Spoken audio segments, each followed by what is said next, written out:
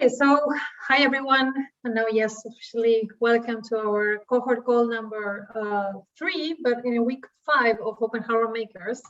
And today what we will be going through is the module of building open projects. This is kind of the peer review, as we've been doing in previous calls. You know, you have 2 weeks to work on each of the modules, and this week we exchange with each other, so you're not working only on your own. So a couple of announcements as usual. We are recording this call, except for whatever happens in the breakout rooms. You can turn off your camera if you want to, just turn it on for the breakout rooms. We will be uploading this to YouTube, and of course all interactions must respect our community guidelines. You can find those in our website. If you have any problems or questions, you can chat with us here or send us an email or even via the Gosh forum. So we were introducing ourselves about our favorite plants, which was super interesting. Thank you, Alex, for that question. I really loved it. And as I was saying, we are in week 5, which means it's been already, I think time is flying in this program, but we are working on the building open project models. And you had a mentor call last week. Just a little recap, so we kind of land on this week. We're in week 5, and 2 weeks ago, in our previous cohort call, we were reviewing some of the main concepts of the staging your project model. This means we work on our vision statement, which is like a very generic but compass of the work we do. We also work on the SMART goals, how to set them, how to also think smart for the duration of this program, how we can get the most out of it. And at the same time, we also review 2 things that are specific of open hardware, which is, well, can you think of your project in terms of how you are contributing to the community? Are you replicating something? Are you forking a project? Are you contributing to something that already exists? And finally, we also talked about something that we will recover today, which is planning your front page. So documentation is quite complex in open hardware, and the front page, either a website or a README, but something that contains your vision statement is what people see when they arrive to your project and what you will use to hook them, let's say. And just 1 week later, last week, we started you had your mentor call, and you started working on your own, hopefully on some of the concepts that we will revisit this week. So the 4 main concepts of this module are version control, modularity, MVP, and planning your documentation. Version control, quite critical for open hardware projects, especially when your project starts growing, but nonetheless, something that you should start planning right now if you can. If you can implement version control either by using Git or some kind of, we think Git is the more efficient, but if you have some kind of system to enable that the versions of what you develop are being controlled, that is the best way to manage your project, in our opinion, and not only ours, but the whole community. Modularity, because we, probably if you went through that module, we are talking about features, and this is related also to your minimal viable project. Which are the features and which are the functions in your project and how they can play and interchange, and how you can make your project easier to contribute with and easier to repair, for example. Another thing that these last 2 we will talk about today is the minimal viable project and the documentation plan. So I'm not going to talk much about this because Alex is going to introduce them. So we are in building open projects, and Alex, I think you're gonna take from here.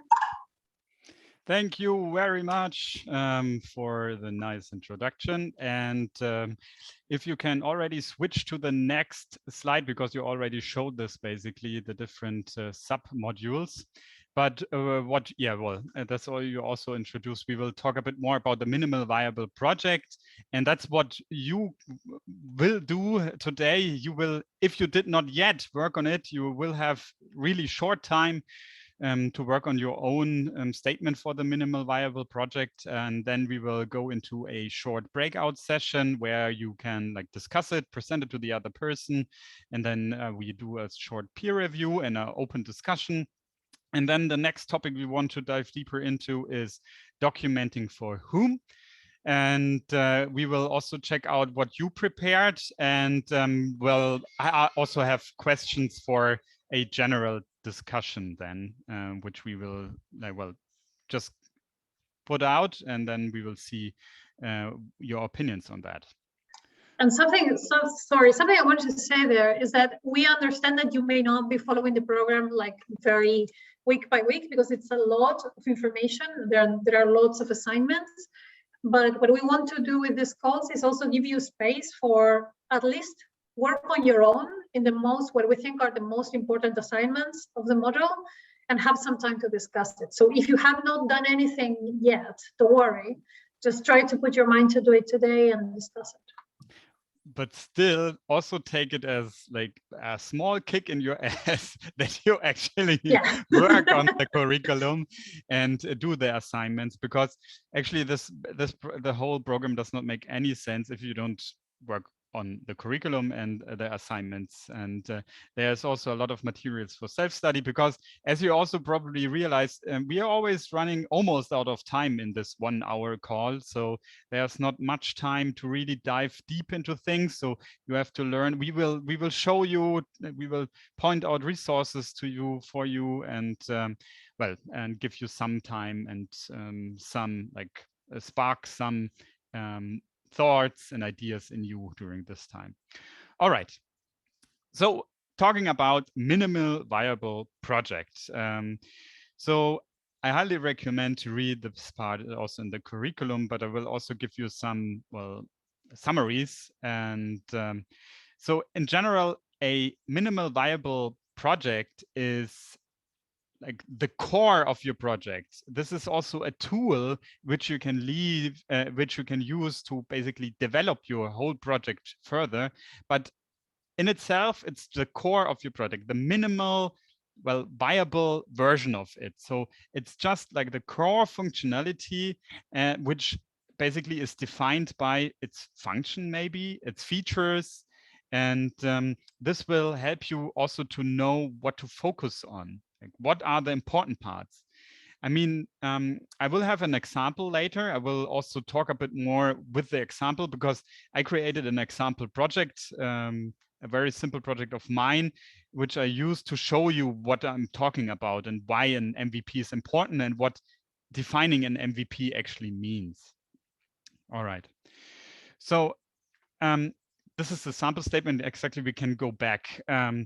So what we want you to do is we want you to also like differentiate between the vision statement, which we talked about last time, and the MVP, the minimal viable product. Well, what's the difference actually? So in the vision, you describe the long-term goals. It's rather non-technical and has simple words, and it targets users and potential contributors or developers, people who will work or help you working on your project.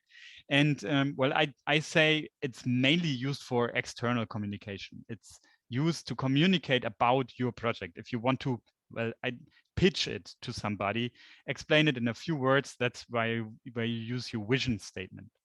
Okay, but what's now the difference to the minimal viable project? It really describes the minimal goals. And as I already said, it's also a tool for project development, because what you do is you work first on your minimal viable project, meaning that you try to fulfill like the basic functionality, and then you can test it. Maybe you have already some people, some users in mind, and some, well, friends, colleagues who might want to test it. And you can get immediate feedback on like this core functionality. And maybe it turns out that your design is flawed in a way, or there's something which has to be improved. And then you don't have to improve the whole thing, but you can just work on your minimal product. And if this is done, if this is nicely done, fits perfectly and fits the user need, then you can expand it. It's like, for example, if you have a function, if you have a thing, in my case, it's an alarm clock, and the core functionality of an alarm clock is to show the time, and that you can set an alarm when then the bell rings, right? These are the core functions, and then you can go nuts afterwards and add more function, which makes life easier. But you should concentrate on the basic function in the very beginning, and then go from there. It can also help you. Sorry, what? Can I say something there?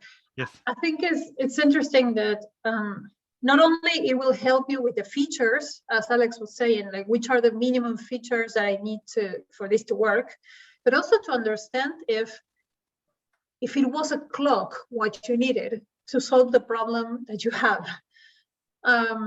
So I think it's also a very low cost way, which is the whole thing about the MVP, low cost in time and in money and in work, to try to understand if this is really what you needed, if this is really something that it's worth exploring further.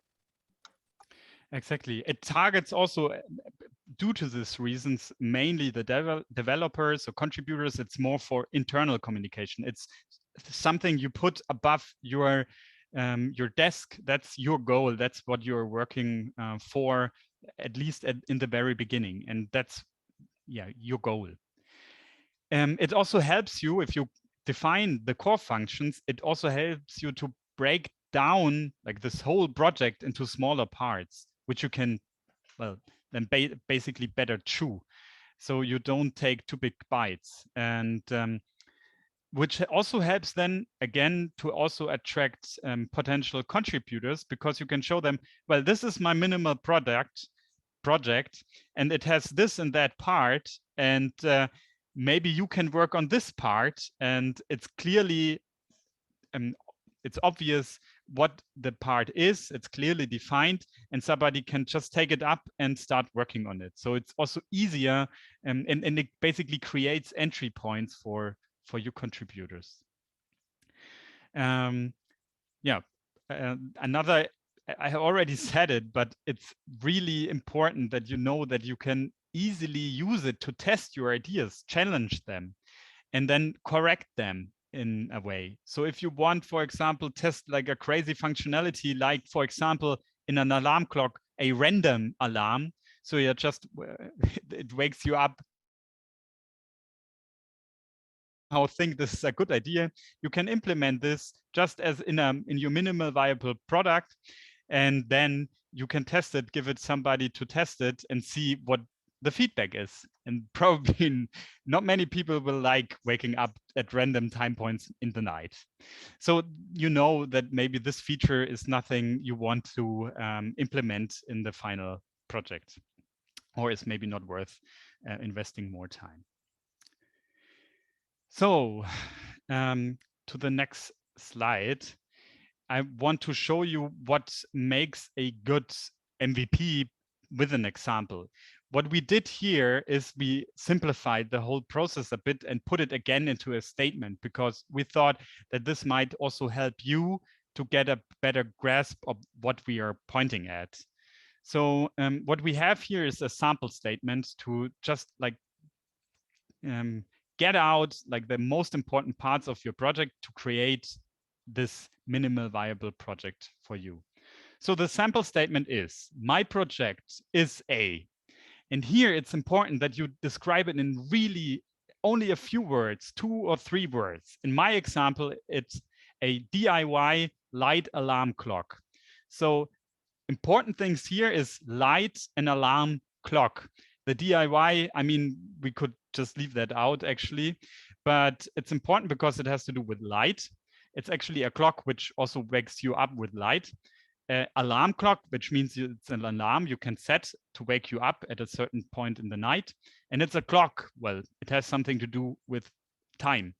I mean, also, I'm using here a very simple example, and maybe you can't describe it in 3-4 words, but really try to keep it absolutely simple, maybe also oversimplified, but keep at the core functions. What the most important function, the absolutely most important function.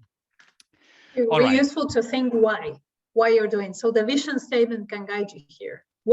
Which are the most important functions you need to achieve that functioning, that to solve that problem. That is the difficult part, like prioritizing all the features. Now we have then the second part, which consists of, and now you can name the modules. In my case, I just wrote an electronic setup and the software, the web server. And I'm really simplifying here because I mean, the electronic setup consists out of many different parts, right? Microcontroller LEDs, but I mean, this is one module, but the other module, which is also important, is the web server, but they are more or less also independent from each other. So the web server can have a bare bone version and the electronic setup can have a bare bone version, and you can put even more components in there. To make it viable, it has to, and then you can list also essential properties, functions, and features of your project. Meaning, in my example, it's a light alarm clock. So it has to show the current time because it's a clock. Alarm, it has to be controllable via web interface because this is important for my project. Because we don't have any buttons or anything, we just want to have it Wi-Fi connected, just as an explanation. So it needs to be controllable via a web interface to set and play an alarm and regulate light, color, and intensity. Actually, if you want, you can also already just remove regulate light, color, and intensity. Just regulate the light on and off would be also like a minimal function. Regulating light, color, and intensity is also something which could be then added later. Right? So actually, each statement, even my statement, which I prepared and thought about a long time, is something I could even further simplify and improve. All right. So now it's your turn. Juli, do you have anything to add? No, I just wanted to say, does anyone have any questions now before we move on to thinking of your own statement and then the breakout rooms? All okay. Right. So you will have now 5 minutes. We will shorten this a bit. So I'd say like 4 minutes until past. And then we will send you into breakout rooms where you then share the statement to each other. And I think we can do this in pairs. So this will be also faster. So you will have less time. But please start working now on your sample statements. I copied the sample statement also in the notes, in our cohort call notes. You can just copy it there and just below you in the box, you can leave it when you finish it. If you want to turn off your camera while you work, that's perfectly fine. We will be here and we'll be back in 4 minutes, as Alex said. Yes. So take your time.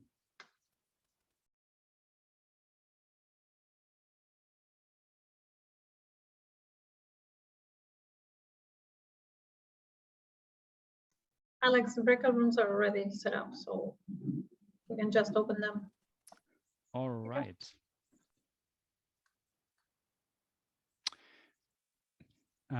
They are actually not set for me, so maybe you have to open them then. I don't know. It's sometimes a bit weird with my Zoom. Sorry. No, it's okay. I can open them.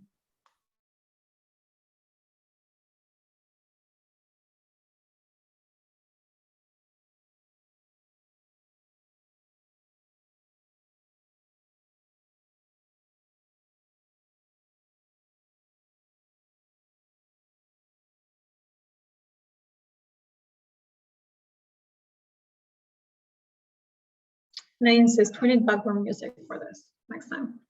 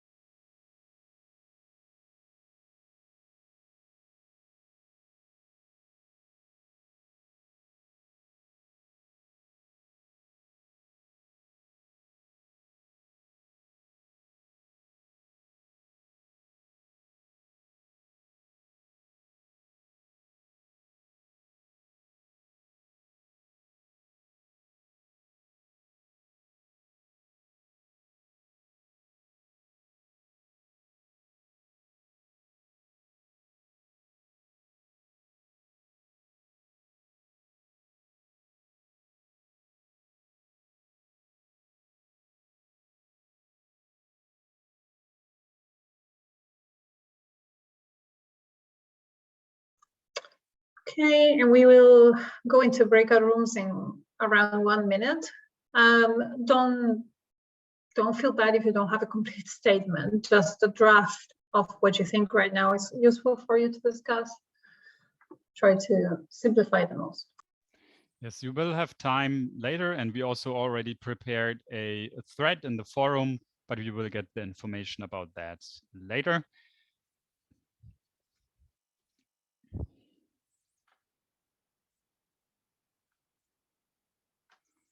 Okay, I opened all the rooms, so you should be able to join now.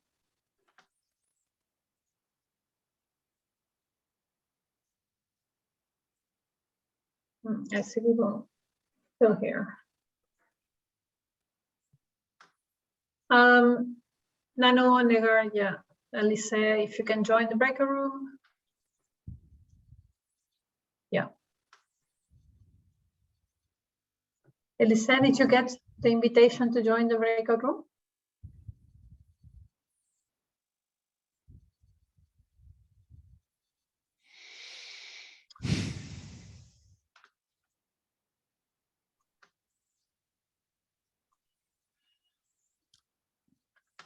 Elise, can you hear us?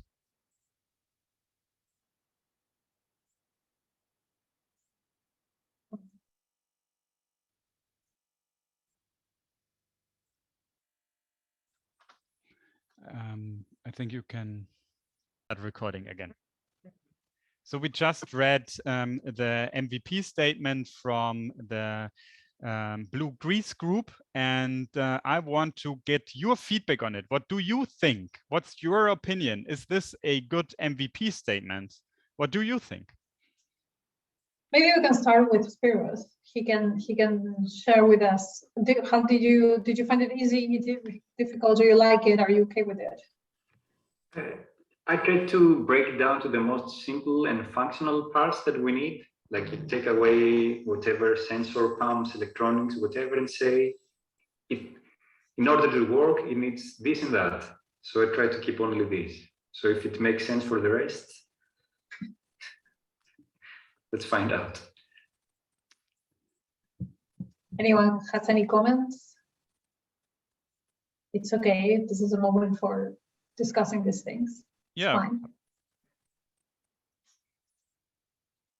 So Aud shared in this chat that she likes it. It's very clear.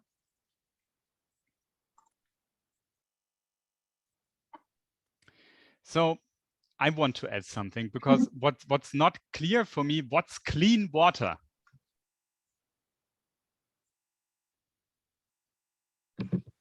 Okay, so clean water is drinkable water. So how do you define clean?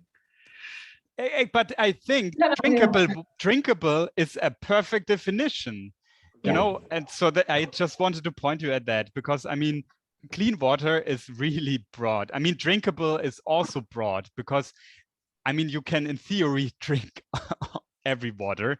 It just depends if you want to get sick afterwards.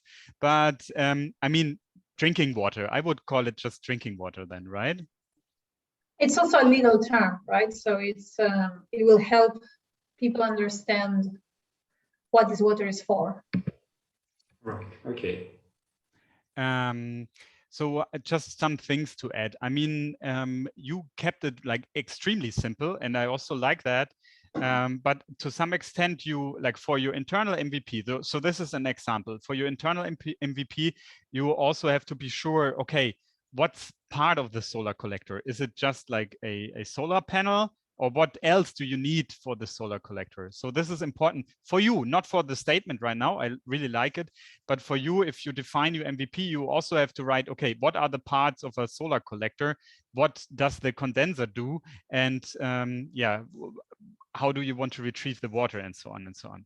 So this is something for you if you want to get deeper into it and describe it with more words.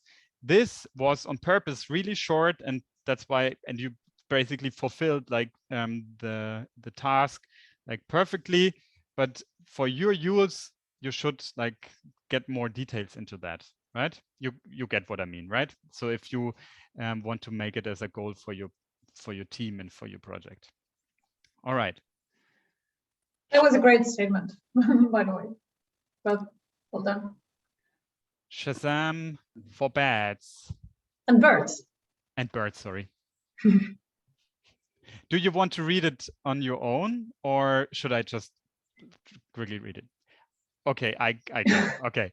So the Shazam for Bats and Birds project is a birds and bat species audio classification device, which consists of both hardware, microphone, single board computer, and a software classification algorithm and web server. I like this very much. To make it viable, it has to implement to a local bats or birds species algorithm, have an internet connection, and save results into a web database. What do you think?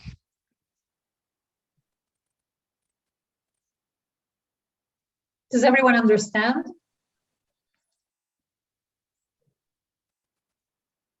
If you don't understand, it's fine. Sorry, my cat is so clingy today.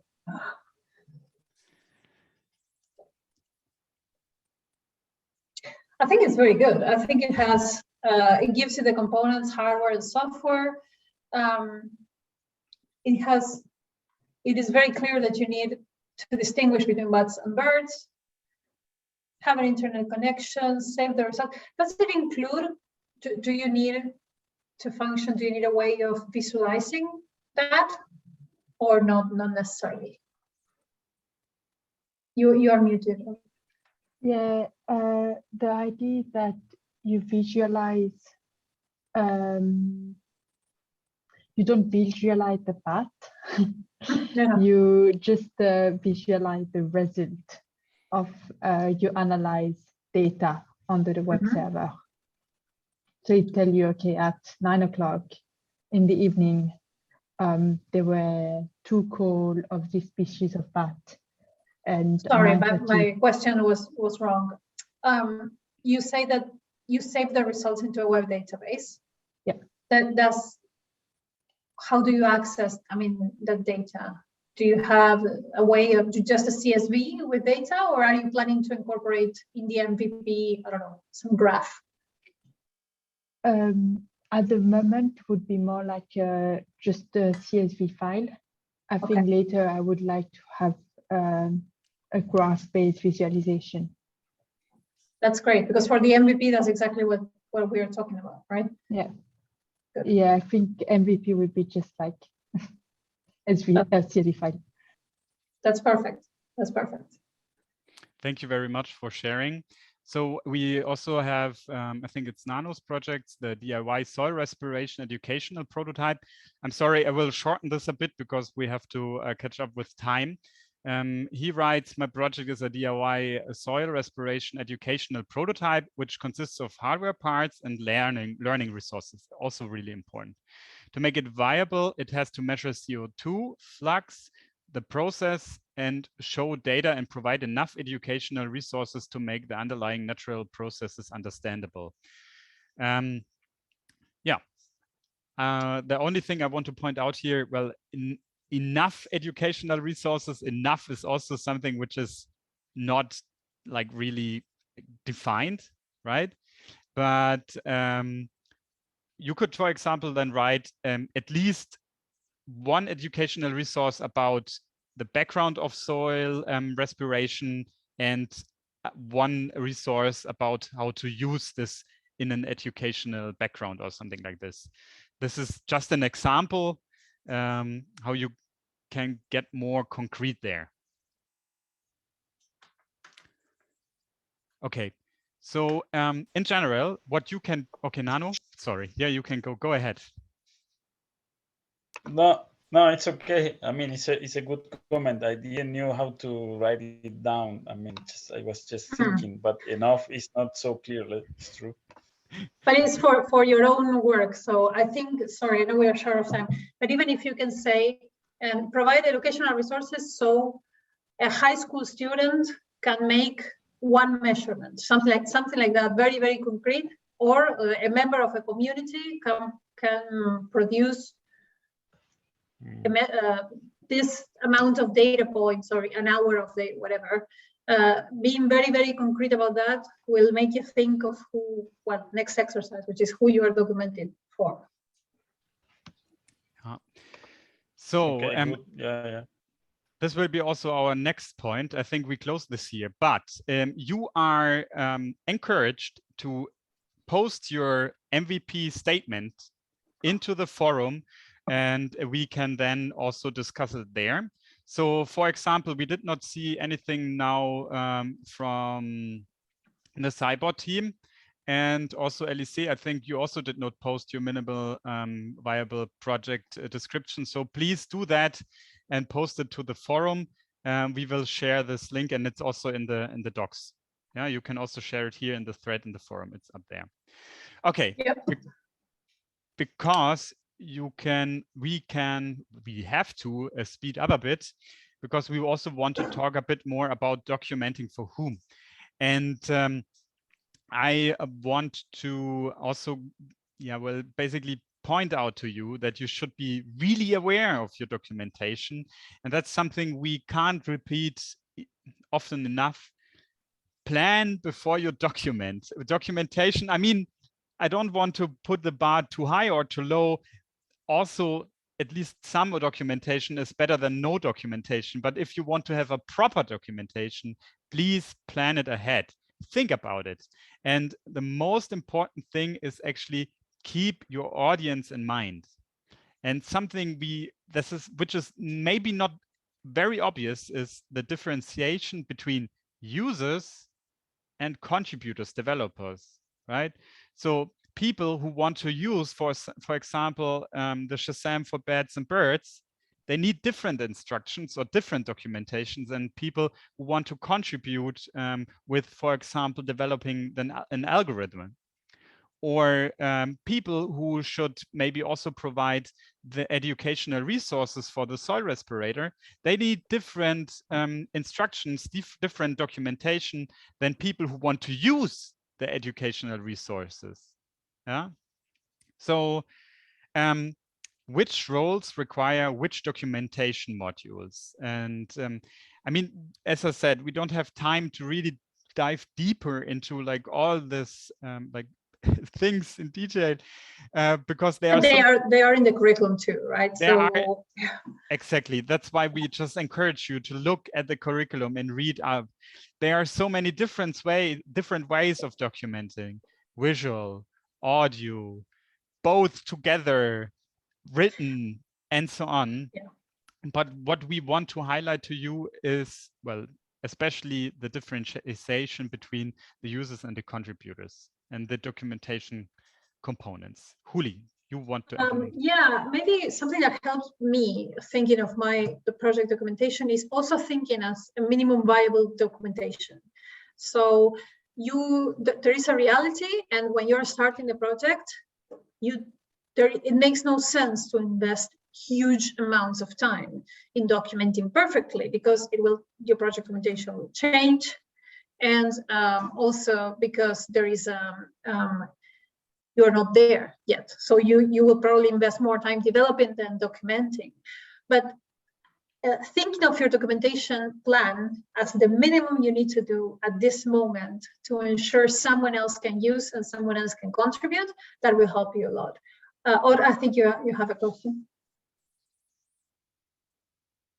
Yeah, I have a question. Maybe I would like to chat a bit more about that and have some feedback from others. But how do you go about projects that are similar in somehow to your project and that have done a very good documentation? What can you take from them? How do you deal with that? So this happens to me quite often, because I'm actually also using like projects, other projects like modules from them, for example. And what I'm doing is I'm actually like as you do it in science, if you cite something, you then put a reference after it. So what I usually do, I have a section where I put all the resources where I took them, and I always highlight this in brackets and parentheses. after the statements, for example. So that's what I do. And what you should do, and we will talk about this also in licenses and standards, because you should check actually what is the license of the project, because and then you can basically maybe reuse it without attribution, but usually it's with attribution. And I would also always attribute, because it's just a nice thing to do, right? Did this answer your question? Yeah, thanks for that. Are there any other questions? When we think of documentation components, I usually think of assembly instructions. You go to the curriculum, but not everyone, I mean, assembly instructions, how to contribute, there are different components of documentation that match different roles. So think of this and think how you can very baby steps start building your documentation.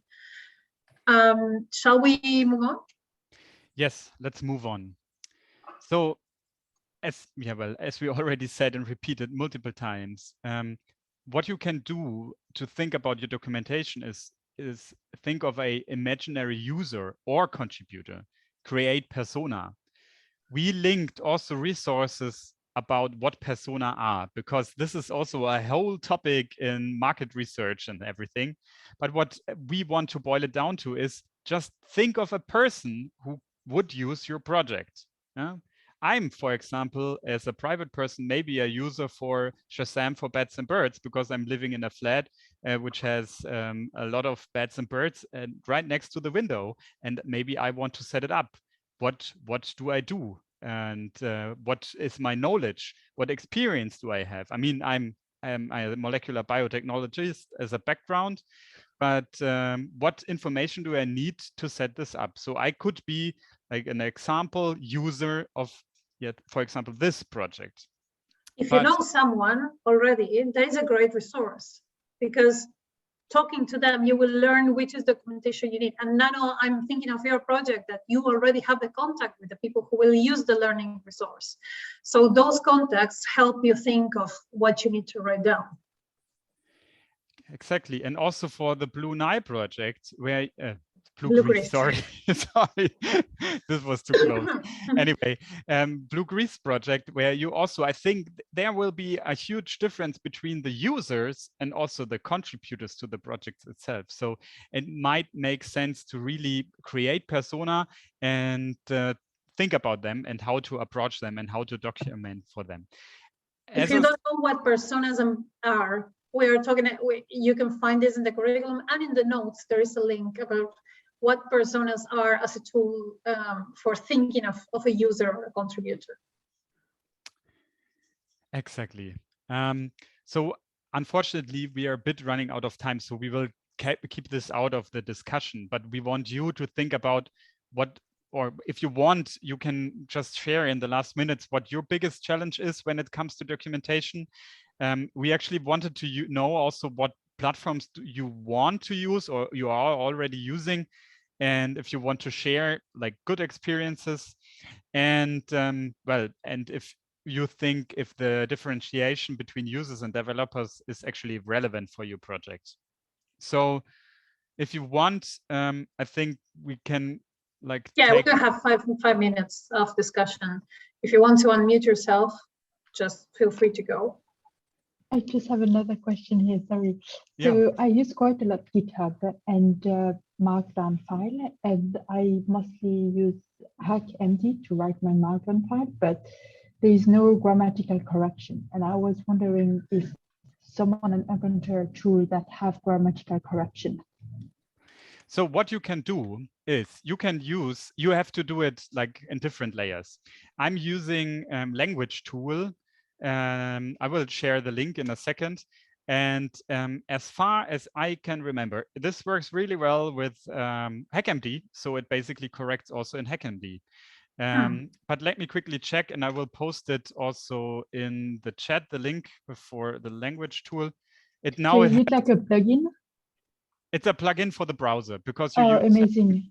And language tool is also, it has an open source background and their core is still open source. So you can in theory also, and the free version is already awesome. It's basically something, if you you probably saw one of the annoying advertisements of Grammarly. It's basically the same, but less annoying. Yeah, I use it, but it doesn't go on Academy Grammarly, for example. Let me quickly check for you. But anyway, I will do this on the side if somebody else. I will check it as well. Thanks a lot. What about platforms? So obviously GitHub, Hackmd, what are other people trying to use, or I don't know, have you experimented with anything?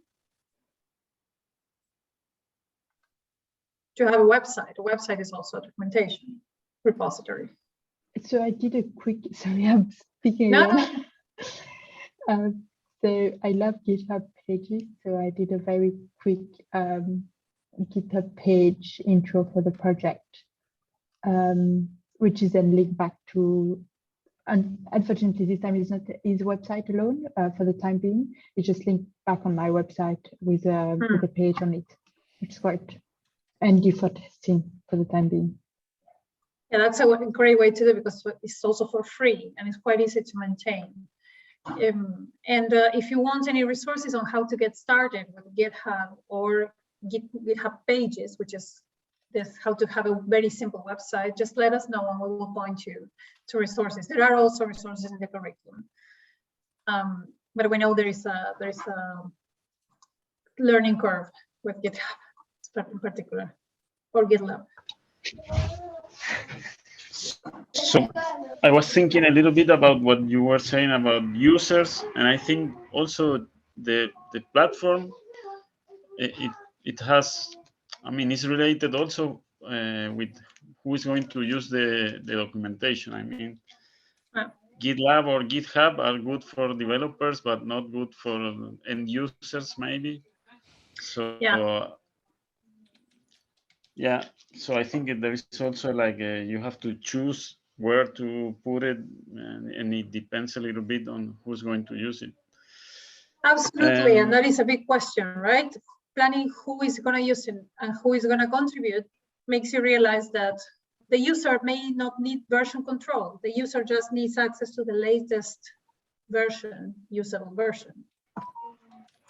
Yeah, and for us, it's really, I mean, thinking about the project in this process, we are like facing this, I don't know, issue of saying, okay, we need to really aim this to these people first, and let's say, okay, we're going to use this at the workshop, and that's something, and then we can think of a different user, maybe researchers that are going to use the same device but in a lab.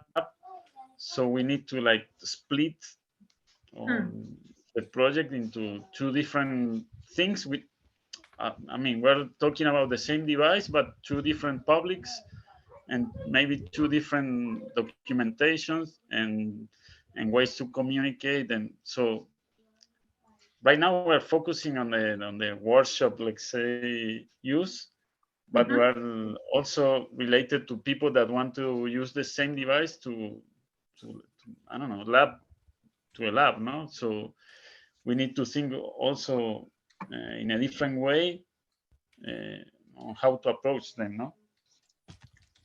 Absolutely, and I think in that case, you know that many websites, when you go to the website, it tells you this is the project, whatever. Are you a student? Are you a teacher? Are you? And so you help the user go to the documentation they need very easily. In the case of your project that you have a lot of learning materials, there is also Bookdown that you can use. I don't know if you are familiar with Bookdown, but it's just made of R, and you can very easily put. I'm just linking my thesis is done with Bookdown, and it was really very useful. You write Markdown for all the documentation, the learning resources, and then it's rendered as a book that you can even print as a PDF book if you want to, which is very useful for the workshops. Yeah, so looks nice. That looks very neat, and it's just a collection of Markdown files. But yes, absolutely. Not only the documentation component is what you have to tailor to the role, but also the platform, right? Because if you're going to talk to community science people and just make a file in GitHub, it's not going to work. In fact, that makes many projects fail. Yeah, right. So Emilio offered to us like documenting on Apropedia, so we can, I don't know, maybe use their wiki to document like the workshop resources, and then maybe just keep GitLab, or I don't know. Yeah, that's a very good one. Emilio is the mentor. Just for the rest of you, Emilio is the mentor of Nano, and Apropedia is a wiki that is really good for documenting open hardware. When you want to, it doesn't have version control, just like GitLab, let's say. It has some version control, but different. But it's really good if you're gonna plan community work, because it's much more accessible. It's a wiki.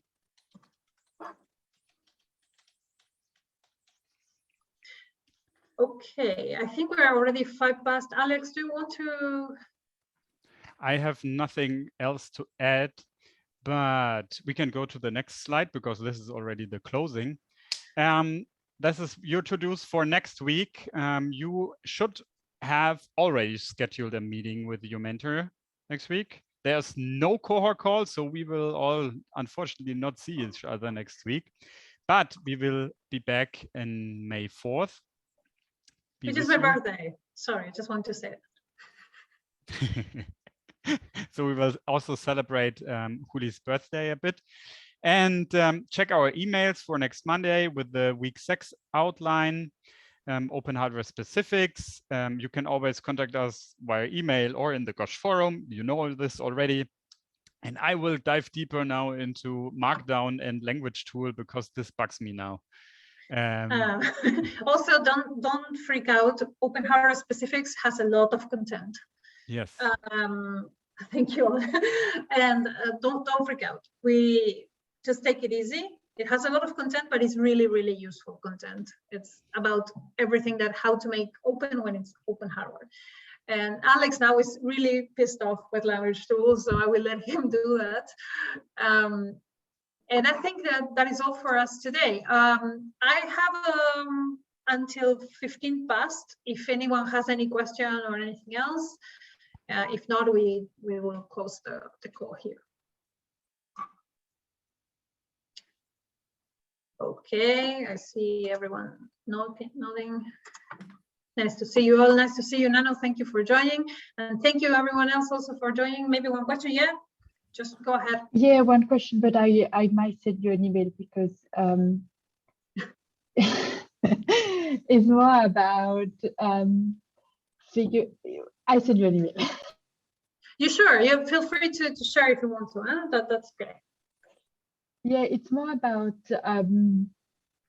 finding a way to between contributing to an already known GitHub repo or developing again. So the project I'm doing, I come across a few repos that have done a lot of work that are quite similar, but they have a few challenges in the sense that they're more compute expensive than the project I want to do in terms of battery lifetime. But they have a very strong repo and active repo at the moment. And it's a bit tricky for me to understand, should I kind of rewrite some of their code and just because the project will be then less compute intensive, or should I kind of engage more with them and kind of find out which part of the project I could kind of help? So that, if that makes sense. I'm a bit in this middle range at the moment. So just for everybody now, so if you want to leave, you can leave, and we'll take our time and talk about this. Yeah, sorry, it's a bit of a personal question. Yeah, but that's fine. No, this is great. This is the point. This is a good question.